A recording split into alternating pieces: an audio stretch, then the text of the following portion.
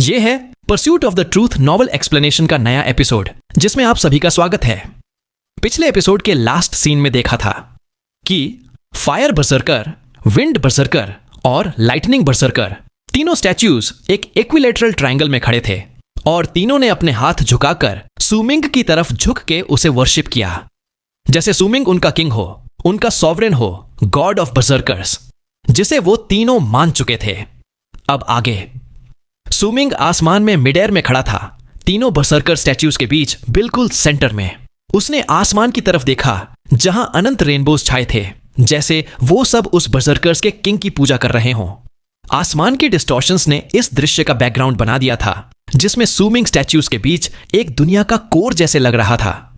Swimming का छी जोर से फूटा और तीनों बर्सर्कर स्टैच्यूज ने झुकाकर उसकी पूजा की। एक इनविजिबल हवा की लहर उसके चारों तरफ घूमने लगी, जिससे सुमिंग के बाल बिना हवा के हिलने लगे और उसकी रोब्स हवा में लहराने लगी। उसका कल्टीवेशन बेस भी इस वक्त फूट पड़ा।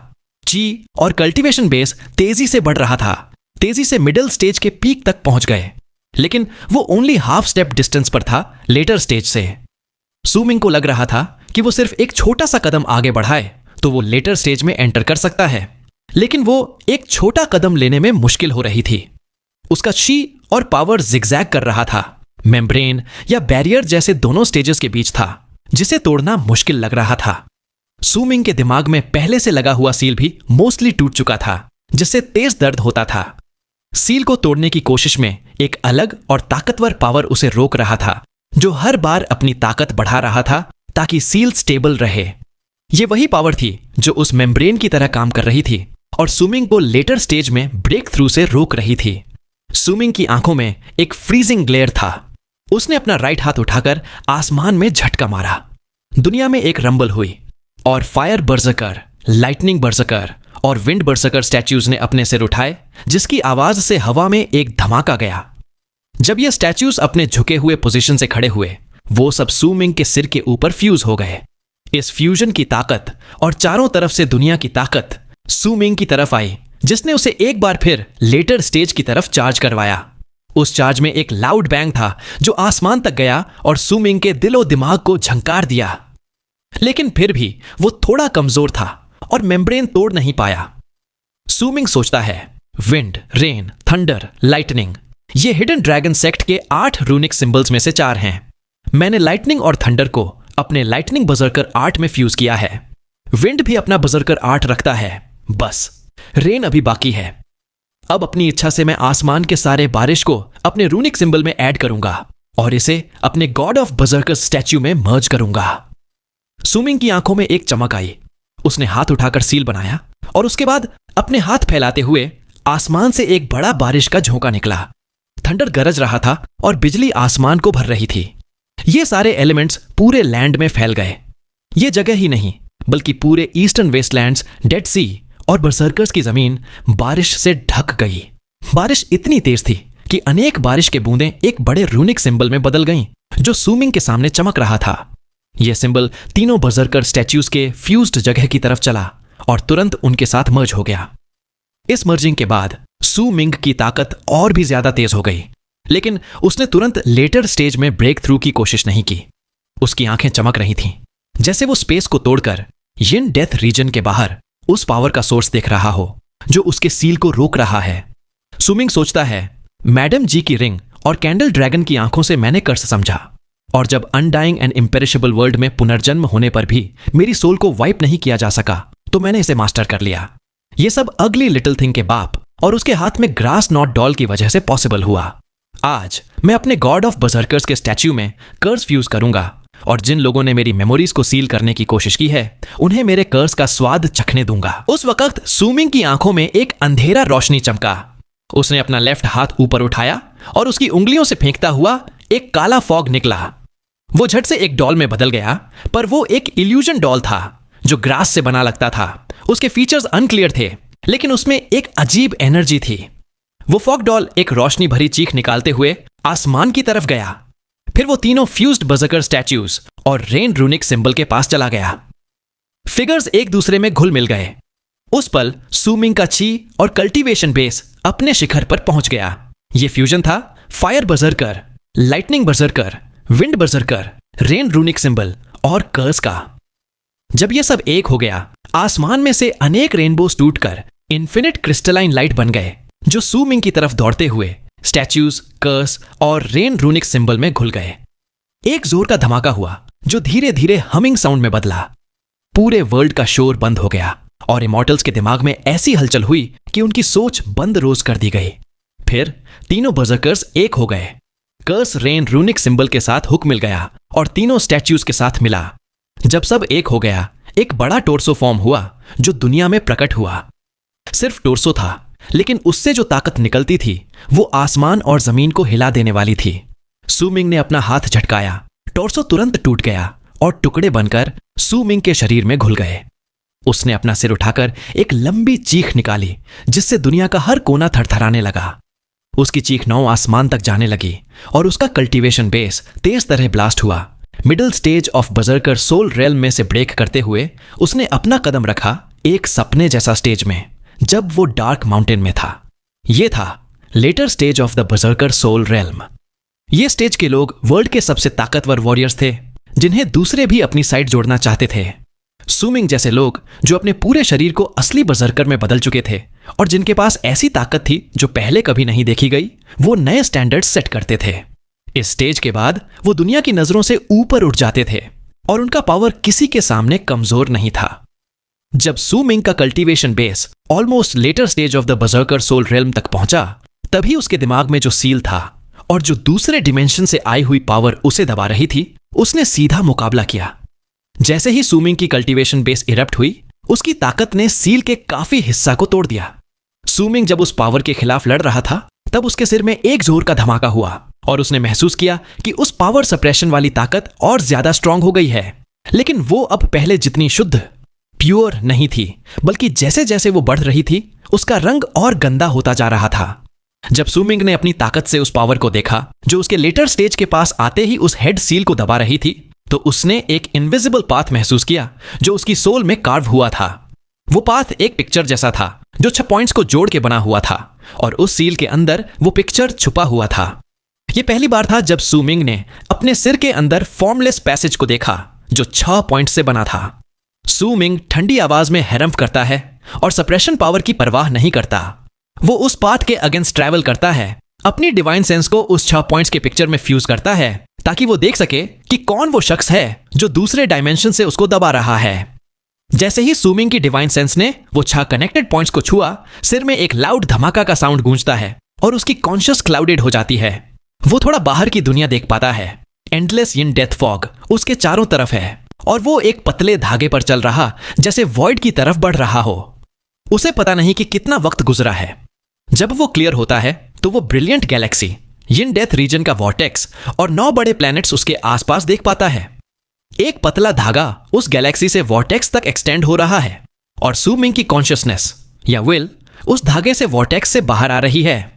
वो अपनी विल को उस धागे के ऊपर तैयार करता है, लेकिन उसका विल धीरे धीरे कमजोर होता जा रहा है क्योंकि उसकी पावर अभी इतनी नहीं कि वो इतना बड़ा स्प्रेड कर सके। जब उसका विल बिल्कुल खत्म होने वाला था, उसने वो फ्लोटिंग कॉन्टिनेंट्स देख लिए जो गैलेक्सी में उसके सामने थे, जहां कई ऑल्टियर्स पड़ी हुई हैं। यह जगह उसे पहले भी नजर आई थी जब सीमा शिन मरा था। उसका विल डिस्पर्स हो जाता है, लेकिन जैसे ही वो खत्म होने वाला था, वो अपने आप को उस धागे के पीछे फॉलो करता हुआ कॉन्टिनेंट्स के गहराई में जाते देख पाता है। शायद डितियन का असली रूप यहीं से था, जहां से उसने वो आर्ट कास्ट किया था जो सू मिंग के सील को तोड़ने नहीं दे रहा था। फिर सू मिंग की आंखें तेज खुलती हैं। वो आसमान में खड़ा होता है और चारों तरफ लहूलुहान नजर उसे देख रहा होता है। उसे लगा ऐसा जैसे वो अपनी विल से एक लंबी यात्रा पे गया हो, लेकिन असल में वो सिर्फ 1 सेकंड ही था। उस समय जब Su Ming later stage of the berserker soul realm में एंटर होता है तो दुनिया गरज उठती है।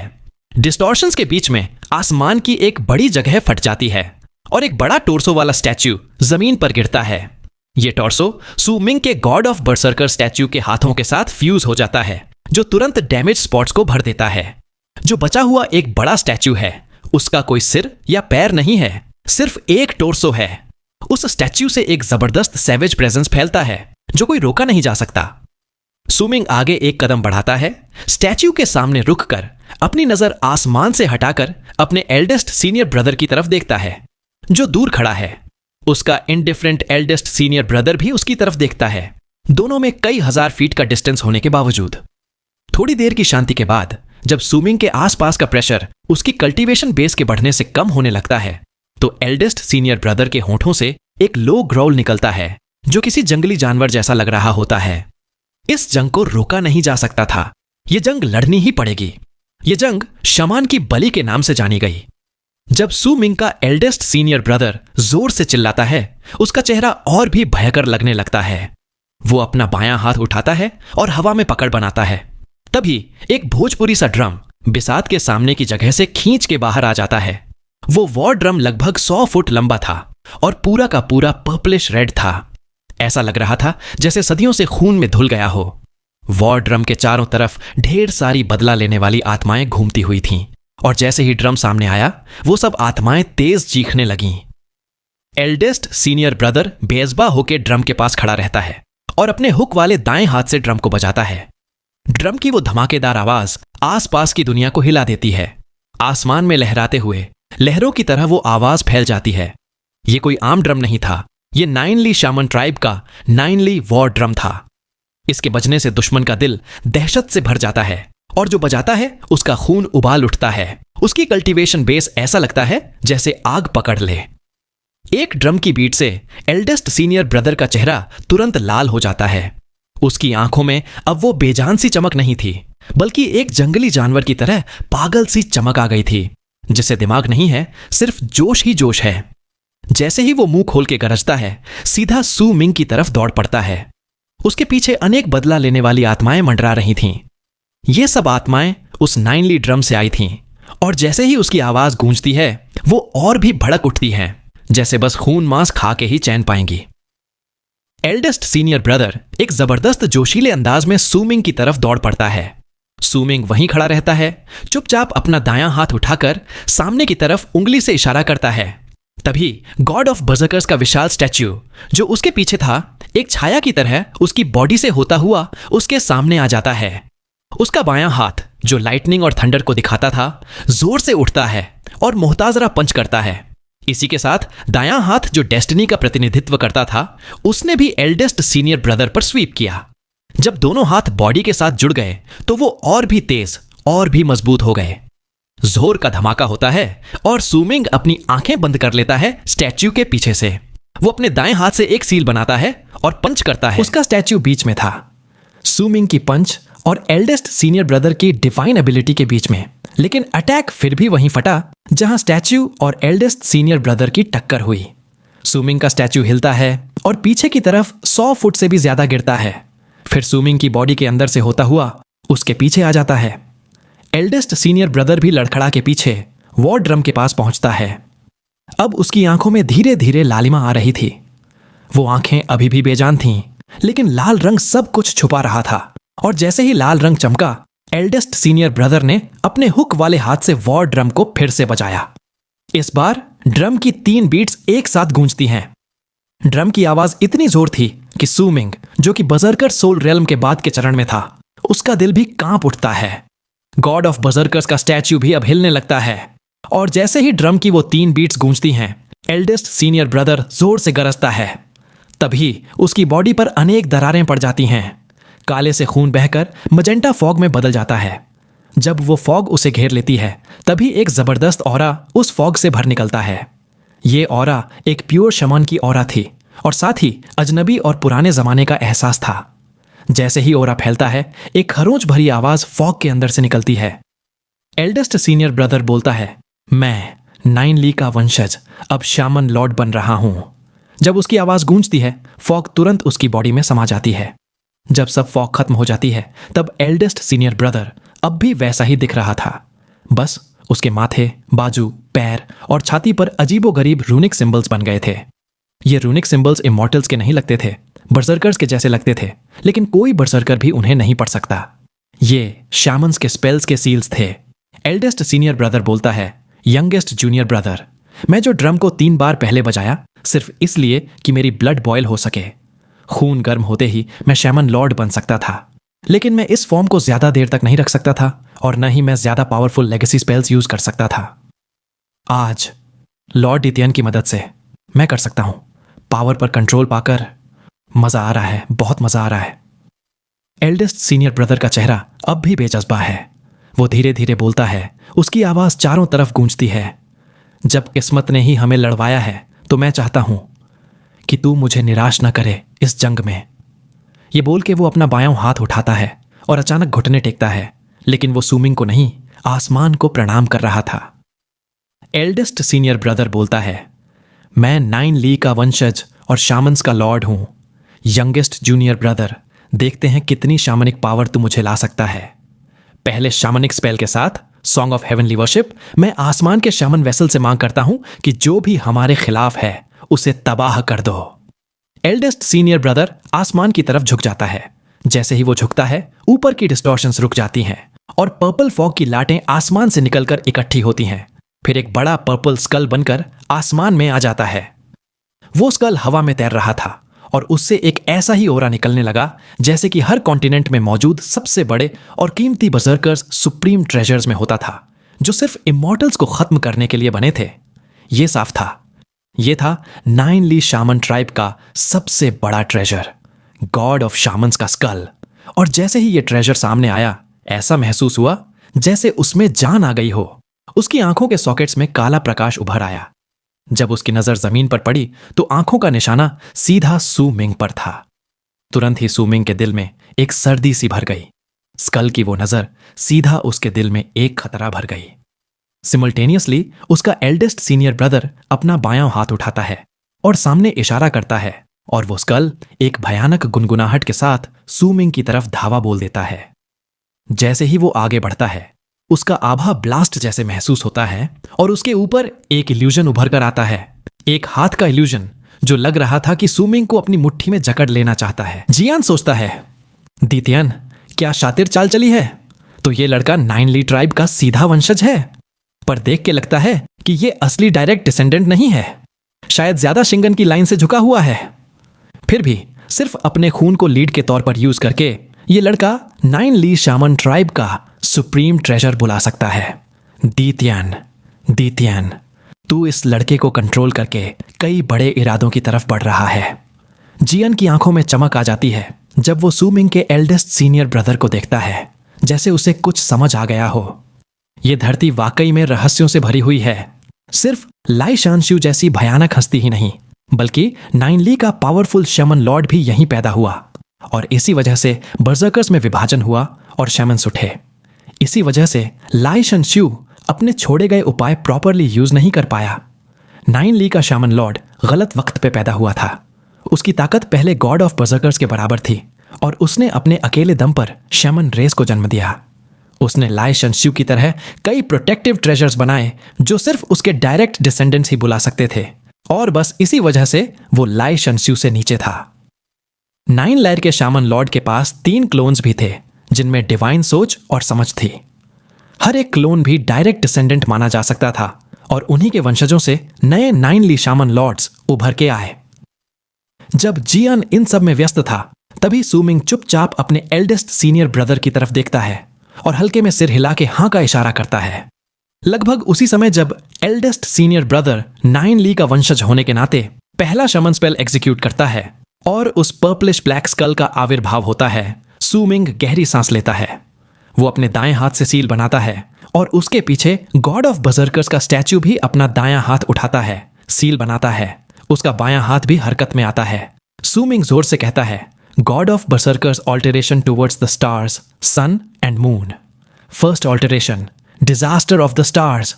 वो अपने हाथों को सिर के ऊपर से छोटा सा स्पर्श देता है, फिर तुरंत दोनों हाथ आसमान की तरफ झटके से फेंकता है और उसके साथ ही डिस्टॉर्ट हुआ आसमान लगता है जैसे किसी अनजानी ताकत ने उसे चीर दिया हो। वहां एक इल्यूजन निकलता है, एक ऐसा टुकड़ा आसमान का जिसमें अनेक सितारे चमक रहे थे। वो जगह स्टारलाइट से जगमग कर रही थी। उस समय सितारे घूमते हैं और एक बेहद तेज चमक के साथ सब सितारे मिलकर एक लार्ज रे बनाते हैं, एक शूटिंग स्टार जो सीधा उस हाथ के इल्यूजन पर जाता है जो स्कल से निकला था। यह जंग सिर्फ सू मिंग और उसके एल्डेस्ट सीनियर ब्रदर के बीच नहीं थी। ये एक मुकाबला था गॉड ऑफ बर्जर्कर्स और शामन लॉर्ड के बीच। सू मिंग गॉड ऑफ बर्जर्कर्स के आर्ट्स का यूज कर रहा था तो वहीं उसका एल्डेस्ट सीनियर ब्रदर उन स्पेल्स को कास्ट कर रहा था जो उसने नाइनली के शामन लॉर्ड के खून की विरासत में पाए थे। जैसे जैसे दोनों की टक्कर बढ़ती थी, ऐसा लगता था जैसे हम लौट आए हों उस प्राचीन काल में, जब दूसरा गॉड ऑफ बर्जर्कर्स और नाइनली का शामन लॉर्ड टकराए थे। जैसे किस्मत ने उनका मुकाबला लिख दिया हो। उस पल आसमान में जोरदार गूंज उठी, पूरी सितारों भरी दुनिया उखड़ गई और स्टारलाइट टूट कर टुकड़ों में बदल गया। सू मिंग की डिवाइन एबिलिटी टूट चुकी थी। स्कल के उस हाथ की सब फिंगर्स चूर चूर होकर टूट गईं और हाथ पीछे गिरने लगा।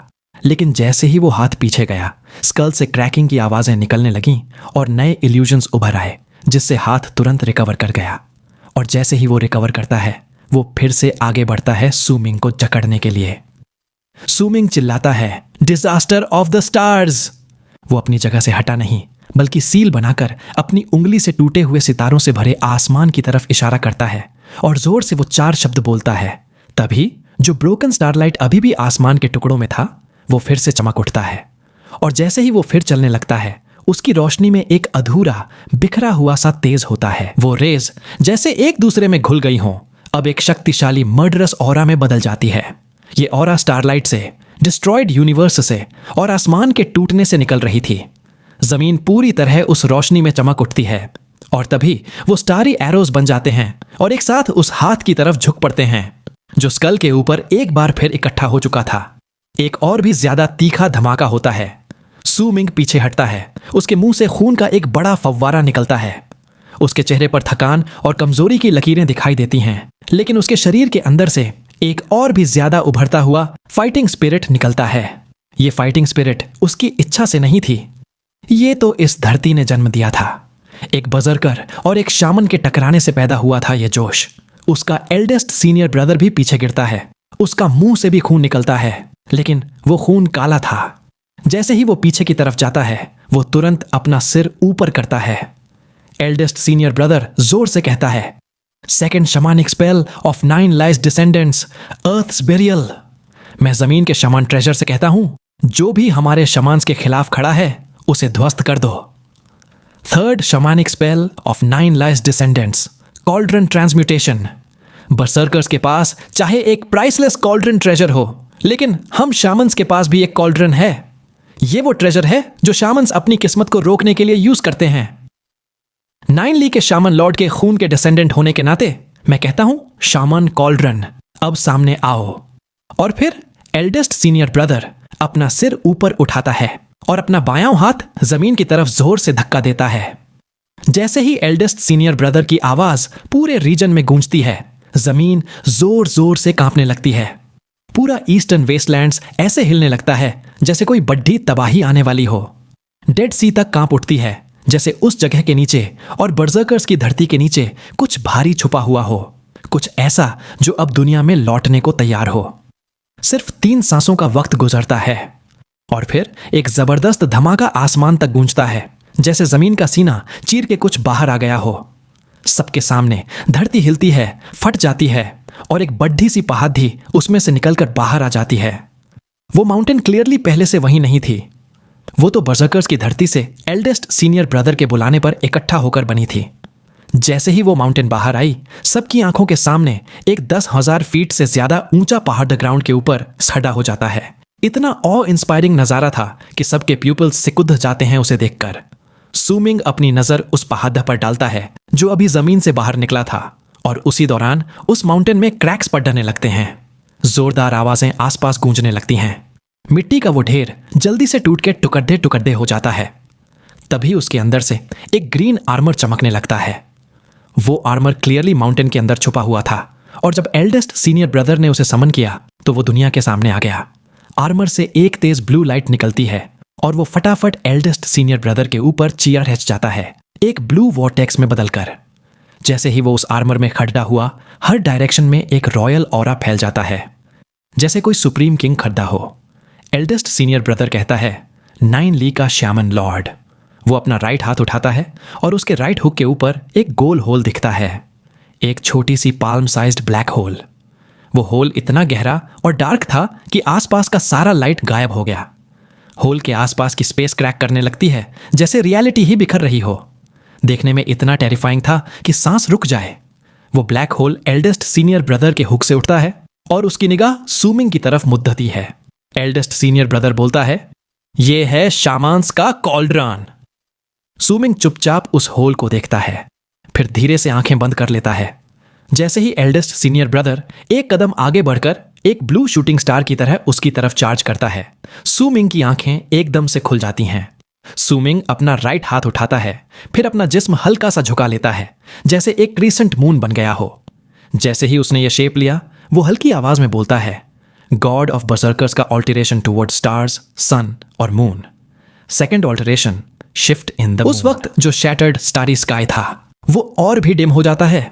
ऊपर आसमान में एक क्रेसेंट मून निकलता है, एक ऐसी मूनलाइट जो सूमिंग के बॉडी को डार्क ग्लो में बदल देती है। जहां जहां वो ग्लो फैलता है वहां एक ठंडी, उदासी और वीरानी सी हवा छा जाती है। और ऑलमोस्ट उसी वक्त सूमिंग के एल्डेस्ट सीनियर ब्रदर के बॉडी के आसपास एक मून का इल्यूजन बन जाता है। अब जब वो ब्लू शूटिंग स्टार बन के क्लोज आ रहा था, तब उसके बॉडी पे वो मून का इल्यूजन और ज्यादा अजीब लग रहा था। सूमिंग चिल्लाता है, मून स्लॉटर। ऊपर आसमान में जो मून था वो बीच से क्रैक हो जाता है। सूमिंग के बॉडी पे जो मून का इल्यूजन था वो भी टूट जाता है, पर उसे कोई नुकसान नहीं होता। उसका सिर्फ इल्यूजन गया था। लेकिन सूमिंग के एल्डेस्ट सीनियर ब्रदर के बॉडी पे जो इल्यूजन था उसमें से एक अनइमेजिनेबल पावर टूट के निकलती है, ऐसी पावर जो सब कुछ चीर के रख दे। सूमिंग बोलता है, डेस्टिनी के रीइंकार्नेशंस ने बनाया मेरा राइट हाथ। उसका राइट हाथ आगे की तरफ पॉइंट करता है। गॉड ऑफ बर्सर्कर्स के स्टैच्यू का राइट हाथ एक पर्पल हेयर्ड जवान में बदल जाता है और उसके पीछे के दो पहाड़ हेच एल्डेस्ट सीनियर ब्रदर की तरफ क्लोज करने लगते हैं। फिर सूमिंग अपना लेफ्ट हाथ घुमाता है और बोलता है, लाइटनिंग एन्चेंटेड वेसल बन गया मेरी लेफ्ट हाथ का डिवाइन पावर। उसका लेफ्ट हाथ एक क्रिम्सन लाइटनिंग में बदल जाता है और वो लाइटनिंग सीधा एल्डेस्ट सीनियर ब्रदर की तरफ रश करता है। सूमिंग बोलता है, 3 बर्सर्कर स्टैच्यूज, कर्स और रेन रूनिक सिंबल बन गए मेरे टॉर्सो का सोर्स। जैसे ही उसके ये वर्ड्स आसमान में गूंजते हैं, उसके स्टैच्यू का टॉर्सो 3 बर्सर्कर स्टैच्यूज में बदल जाता है जो एल्डेस्ट सीनियर ब्रदर को चारों तरफ से घेर लेते हैं। साथ ही ब्लैक रेन वाटर आसमान से गिरता है जो कर्सेस लेके आता है साथ में, एक पावरफुल ऑरा लेकर। और एंड में सूमिंग चिल्लाता है, और last alteration God of berserkers के ऑल्टरेशन में टुवर्ड सन, मून और स्टार्स, सन सैक्रिफाइस। उसके ये बोलते ही एक तीखी गोल्डन लाइट उसकी बॉडी से निकलती है। वो लाइट एरिया में फैलती जा रही होती है। अब सूमिंग एक गोल्डन सन बन गया होता है जो पूरे बैटलफील्ड को अपनी रोशनी से जला रहा होता है। वो जो सन था उससे एक जबरदस्त रोशनी और गर्मी निकल रही थी, इतनी ताकतवर कि पूरी दुनिया उसकी ब्राइटनेस में डूब गई। उस रोशनी के अंदर सूमिंग उस सन के साथ मिल गया और एक शहीद के दिल के साथ उसने गॉड ऑफ बर्सर्कर्स के alteration towards the sun, moon and stars का सबसे पावरफुल स्टाइल इस्तेमाल किया। पूरा वर्ल्ड उस रोशनी से भर गया। किसी भी बाहरी इंसान को अंदर क्या हो रहा था वो दिखाई नहीं दे रहा था, लेकिन जो नॉन स्टॉप बूम्स और जमीन की थरथराहट थी और हर डायरेक्शन में फैलती हुई शॉक वेव्स, वो ये साबित करने के लिए काफी थी कि ये टकराव कितना ज्यादा पावरफुल और टेरिफाइंग था। धमाके वाली आवाजों के बीच एल्डेस्ट सीनियर ब्रदर पीछे गिरता है और उसके मुंह से काला खून फूट पड़ रास्ता है। उसके बॉडी पर पहना हुआ ब्लू आर्मर वैनिश हो जाता है और शामन कॉल्ड्रन भी गायब हो जाता है। उसका जिस्म जमीन पे एक जोर से गिरता है, बिल्कुल उसके वॉर ड्रम के पास। वो हार गया, पर सूमिंग से नहीं। वो हारा वक्त से, उस वक्त से जो उसने अपना ब्लड जलाकर खुद को शामन लॉर्ड बनाने के लिए खर्च किया था। पर वो वक्त ज्यादा देर तक नहीं टिक सका। आसमान की रोशनी धीरे धीरे चली जाती है और सूमिंग अंदर से बाहर आता है। उसकी छाती से खून का एक बड्ढा घूंट निकलता है। उसका चेहरा बिल्कुल पीला पड़ चुका होता है। वो सबसे पहले अपने एल्डेस्ट सीनियर ब्रदर की तरफ देखता है जो जमीन पे पड़ेढ़ा होता है। अगर एल्डेस्ट सीनियर ब्रदर लड़ेचने के लायक होता तो इस बैटल का रिजल्ट अभी भी फिक्स नहीं होता। एल्डेस्ट सीनियर ब्रदर मुश्किल से उठने की कोशिश करता है, फिर सूमिंग को देखता है और बोलता है, यंगेस्ट जूनियर ब्रदर, सब कुछ हो गया। वो बोलता है, मेरे पास एक आखिरी स्टाइल है। ये स्टाइल मेरी ब्लड लाइन की लिमिट है, ये मेरी किस्मत है और साथ ही मेरा वापसी भी। उसकी बातों में कुछ अलग था और जब सूमिंग ने यह सुना जो दर्द उसके अंदर छुपा हुआ था वो फिर से सामने आ गया। सुमिंग सिर्फ बस हाँ में सिर हिला देता है। जैसे पहले उसने चीजें समझ ली थीं, अब उसे यह भी समझ आ गया था कि एल्डेस्ट सीनियर ब्रदर की विल पूरी तरह डीतियन के कंट्रोल में नहीं थी।